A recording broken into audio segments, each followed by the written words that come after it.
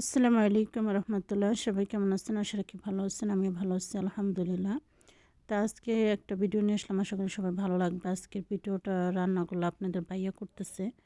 তা আপনাদের ভাইয়া কীভাবে রান্না করে এটা একটু দেখাবো আজকে। এই দেখেন, এখানে মাছ ধুয়ে নিছে। মাছ ধুয়ে তারপরে এখানে পেঁয়াজ কাঁচামরিচ দিয়ে দিয়েছে, আর এখানে হলুদের গুঁড়া দিল। এই দেখেন কীভাবে রান্না করে। এই যে হলুদের গুঁড়া দিয়ে চামচটা এখানে ফেলা রাখছে। তারপরে এই যে এখানে জিরার গুঁড়া দিতেছে। তো এখন এই তো মশলাগুলো এখানে দিয়ে দিতেছে। তো এখন এই মরিচের গুঁড়া দিব। এই যে মরিচের গুঁড়াটা দিল। আজকে আমি তার বলছিলাম যে কিভাবে রান্না করে, রান্নার ভিডিওটা করে আমার একটু দেওয়ার জন্য।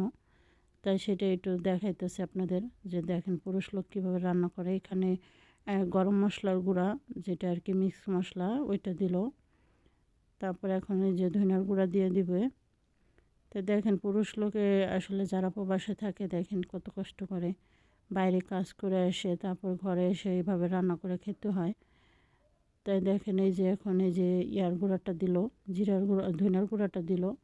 এই যে এখন চামিচটা উঠাইতেছে। তো এখন মশলা দিয়ে তেল দিয়ে মাছটা মাখায় রাখলো। আর এখানে এই যে করলা কেটে নিচ্ছে, করলা ভাজি করবে। দেখেন কিভাবে করলা কাটছে। আমি অবশ্য গোল গোল করে কাটি। তাই এখানে মাছটা এই যে মাখিয়ে কষিয়ে তারপরে উঠিয়ে রাখছে। আর এখানে এই যে লাউ দিয়ে আলু দিয়ে এই যে কষে তারপরে এখানে ঝোলের পানিটা দিয়ে দিছে।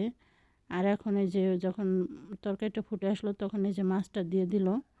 তা আজকে এই লাউ দিয়ে তেলাপিয়া মাছ দিয়ে রান্না করতেছে, আর হচ্ছে করলা ভাজি করলো। তাই তো তরকারিটা অলরেডি হয়ে গেছে। এখন এই যে ধনিয়া পাতা দিয়ে দিয়েছে। এই তো তরকারিটা দেখে অনেক ভালো লাগতেছিল, যে মাশাআল্লাহ খুব সুন্দর কালার হয়েছে। আর এখানে যে আলু দিয়ে করলা ভাজি করছে। আর দেখেন পুরুষ লোকের রান্না কিন্তু একদম খারাপ না, ভালোই রান্না করছে। আর এখানে এই যে আমি বাইরের থেকে একটা খাবার অর্ডার দিয়েছিলাম। এটা হচ্ছে চিকেনের আর কি, চিকেন খেপসা। তাই এই খাবারটা আমার খেতে অনেক ভালো লাগতেছিল। তাই তো আমি এই যে খাবারটা খেতেছিলাম। এখানে কিছু সালাদ, তারপরে হলো আপনার চিকেনও ছিল সাথে, চিকেন কাবাব চিকেনগুলো আর কি।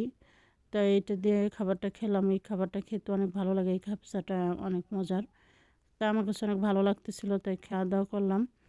তা আজকে আমার ভিডিওটা কেমন হলো কমেন্টে বলবেন। আসলে আমি দেখাইলাম যে আপনাদের ভাইয়া কীভাবে রান্না করে, আর যারা প্রবাসে থাকে আসলে তারা কতটা পরিশ্রম করে সেটাই একটু দেখাইলাম।